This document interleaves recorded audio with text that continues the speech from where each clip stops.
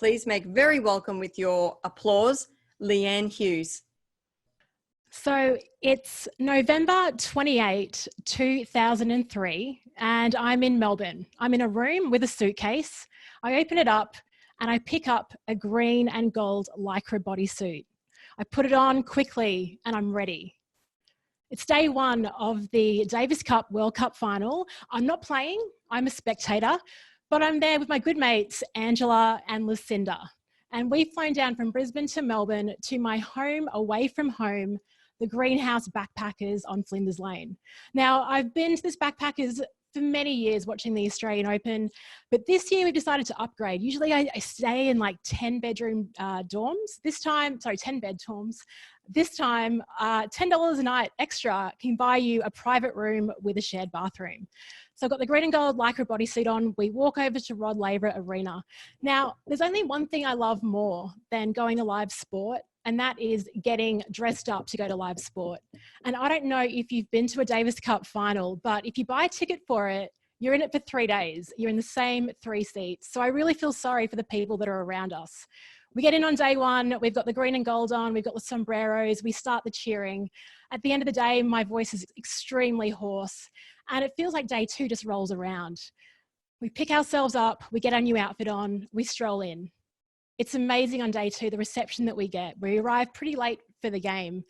Everyone in the stadium, it feels like, is giving us a round of applause for all of our efforts the previous day. So we ham it up even more for day two, have a big night, and then back for day three. Now, the problem is that we've actually used all of our resources, all of our green and gold on days 1 and 2. We've used the light green ballet tulle, we've used our stuffed kangaroos, we had 2 buckets that we'd put on our chests. Don't ask me why. Yellow wigs, face masks, which are, I guess, a rare commodity these days, face paint, all of it.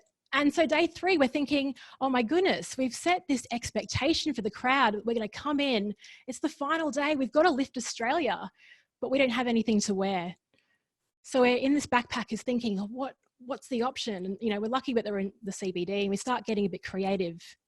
My friend Ange returns from the shared bathroom and she's wearing a towel. And it takes me a few seconds, but I look at her and I think that's it. That's the outfit. Her towel has an Australia flag on it. Luckily, we're in the hub of Australia souvenirs. So Lucinda and I dash out, we buy a couple of more Australia flag towels, we wrap them around us, pin it down. But we're also in the area where there are some cheap stores. It's backpacker district, right? So we pick up a few other items, some shower caps to make it look like we got out of the shower.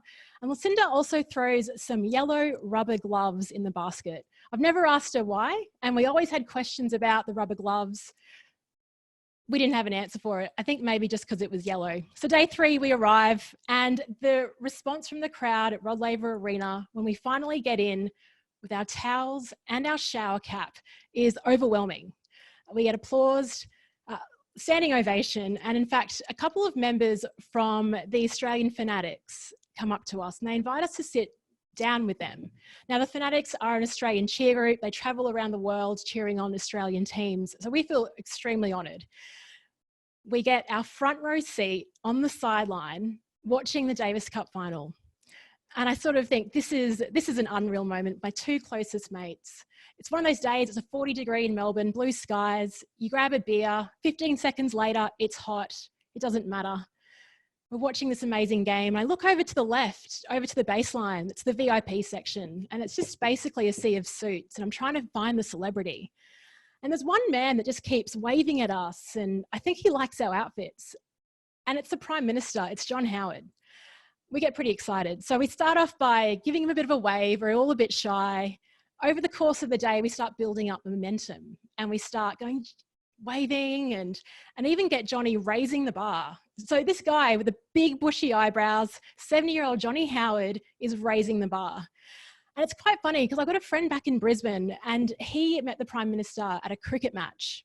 And he has this photo on his fridge of him and the PM. And I've always wanted a photo like that. So I turned to my 2 mates and I'm like, this is our one opportunity. We've got to do this. Let's go. They're having none of it. obviously they haven't maybe drank enough or they don't have the willingness or the goal that I had set when I saw his photo. Anyway, Mark Philippoussis breaks serve, and Australia is serving for the World Cup, for the Davis Cup. And I think this is my moment. So I actually leave that defining moment in Australian history of tennis. I creep up the back of Rod Laver, I go to the side, and I wait in the aisles.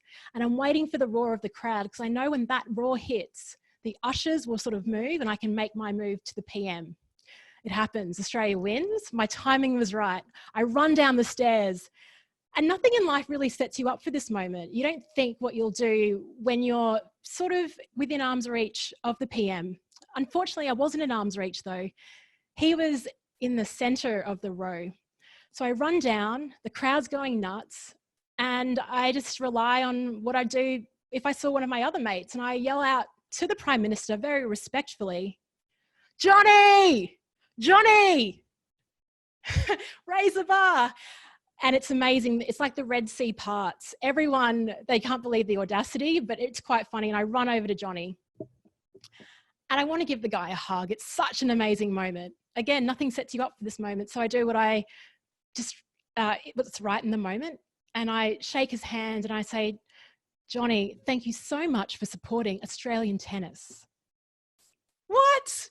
I'm not even like that big of a tennis fan. Like I've never even played tennis professionally. I don't know why that came out of my mouth. But I think what's more embarrassing or more mortifying is the fact that I was respectful enough to not give him a hug, but I forgot to take my yellow rubber glove off. So I shook the Prime Minister's hand wearing a rubber glove. Got the photo. It was a wonderful moment. And when I think about that time, even relating to today, there's a couple of things that really stand out for me. I guess the first is we were trying to search outside of our suitcase for that elusive third outfit, but it was already there. And when I'm thinking about my time in my home at the moment, I'm actually looking at the space and thinking, how else can I use this space? There's parts of my backyard I've never touched before that I'm now moving out to read books. It's all the answers are already in the house. I don't need to go external. And I think the second most important thing is, if you ever get a chance of meeting our Prime Minister now, Scott Morrison, during this crisis, please do what I do and keep your glove on when you go to shake his hand. Thank you.